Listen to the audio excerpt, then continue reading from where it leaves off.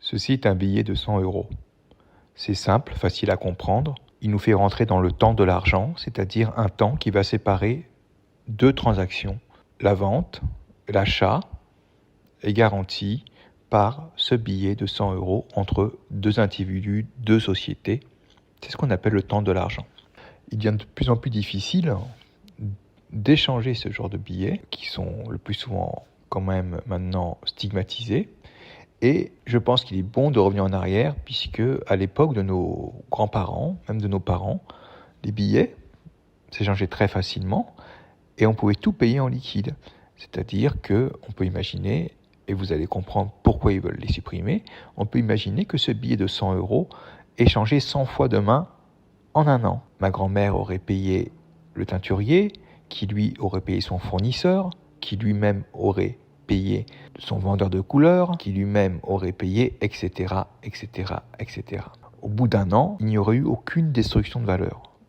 Les 100 euros, un an plus tard, nonobstant l'inflation, naturellement, mais il n'y a pas de destruction de valeur, ce billet vaut toujours 100 euros. Pourquoi veulent-ils imposer les monnaies numériques et supprimer l'argent liquide ?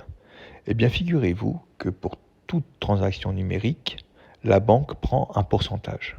Chez le commerçant, pour les visas, il prend en général autour de 1%. La banque prend autour de 1%. Si tout est digitalisé, il y aura forcément un prix pour cet argent. On est vraiment là dans de l'usure.